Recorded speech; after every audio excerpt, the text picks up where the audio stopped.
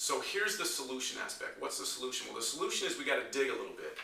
So we've got to go through and look at the information to see is it really cardio and resistance training, or is it something else? So let's look at two key factors in this particular study. The first factor I want to talk about is fortunately, Polar did all the heart rate. So they did heart rate and VO2 with both of the protocols, with the aerobic or the cardio and the resistance training. So we have data and we have numbers from that. And Polar will be a huge thing. I'll talk about how we can use this as an application tool for part of our solution. So in the traditional cardio session, the 30 minutes of cardio, the average heart rate was at 84% of maximum heart rate. Okay, 84% for cardio. The resistance training was at 63% of maximum heart rate. The VO2, the average VO2 for the cardio session was about 63% of max VO2, which falls into the 67% guidelines. The average VO2 for the resistance training was 24% of max VO2. So right away we see that there's a 20% difference in heart rate, and there's a 20% and there's a 40% difference in VO2.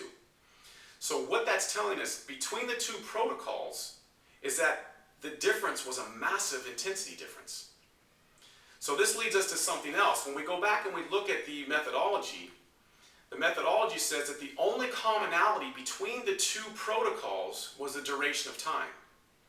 The duration of time was 30 minutes in both. So they were both set up to do 30 minutes of work, or 30 minutes of movement or exercise.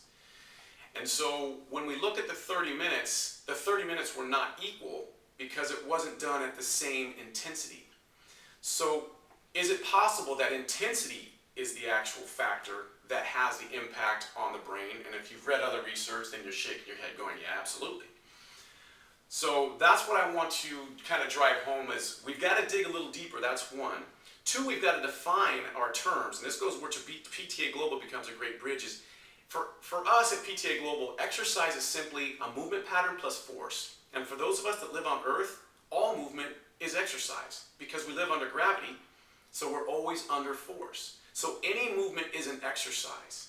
Now, what response we get from that exercise is dictated by the acute variable manipulation that we have. So in this study, they did exercise, both groups exercised, they both did movement under force. One was basically gravity, one was adding mass. And so we had exercise, but the intensity, meaning the response that we're going to get, the acute variable manipulation, was different in the two. And a 40% difference in VO2 was pretty significant, and a 20% difference in max heart rate is pretty significant. So the training modes that were used were dictated by guidelines, and the guidelines pigeonholed the study into a box and didn't give us the true information. So from an application standpoint, you guys should all know right now that if I'm wearing a heart rate monitor, which I was yesterday when I went and trained, and I did a workout yesterday, unfortunately because I have the Polar FT80 model, which has a very cool strength training function, which you can train and you're set, and when you finish your set, it'll then create a recovery line for you. And when your heart rate gets back to that recovery line, it says, okay, go. So it tells me when I should be moving and when I should be recovering based upon my heart rate variability, and all these great factors. So now when I train, when you guys train, we know it's possible to generate much higher heart rates than what we saw in this particular study.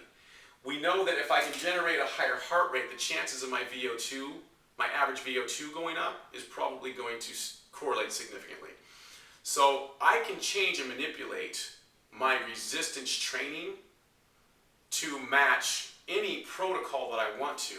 And that's where we get into what we talk about at PTA Global. If I understand that exercise is just movement, all movement, whether I'm on a treadmill, whether I'm under dumbbells, whether I'm using a vibration platform, that's all exercise. How I move and how I manipulate the variables of movement will dictate my response.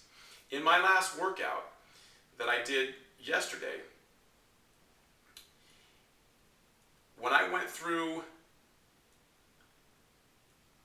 the workout, I spent about 30 minutes, and in 30 minutes I had over I had about 23 and a half minutes spent in zone 2 and 3. Now zone 2 and 3 is between 70 and 90% of my heart rate max. So I had 23 minutes of that time spent in that particular region. And actually it was a little bit higher than that because my average heart rate was about 76% was my average heart rate during the time, 70% of max, and my maximum heart rate that I achieved was about 98%. And that was in a workout that I was not trying to achieve a certain level. I just went and worked out, and then when I started looking at the numbers, it just hit me that, hey, I got that article at home that was talking about that, and that's a perfect indicator right there, so I can actually record that. And so I spent 23 and a half minutes in zones 2 and 3, 70 to 90% out of my 30 minutes without even really trying. It was just based upon movements. Now I'll show you the exercise. I've done 2 workouts in the last week that will fit into this that are very, very simple, and within 30 minutes I was able to get four cycles or 4 sets of a series of exercises. One was a 3 exercise workout, one was a 4 exercise workout, and in 40 minutes I was able to get in 30 minutes I was able to get 4 cycles through that. So a very good workout, but based upon this information, it now changes everything in how we look at. So the application is, if I understand that all I have to do is change my acute variables, then any movement can now have effect, or potentially could have effect on training. So the follow-up study to this, which would be really cool, would be to look at, and if anyone's looking for research, is to look at the intensity of training if I'm just doing a treadmill or if I'm doing some type of resistance training. So instead of compartmentalizing the actual components of training, how about if we just say movement, and movement using different environments? One environment would be a treadmill. One environment would be vibration. One environment would be dumbbells. One environment would be Viper. So we have all these different environments that we can train in while manipulating acute variables.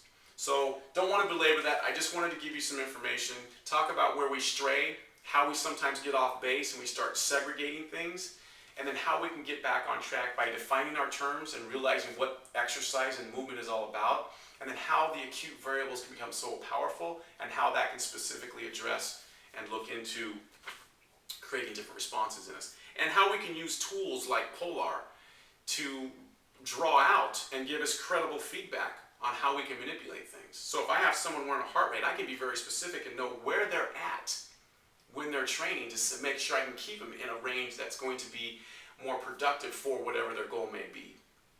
Thank you guys.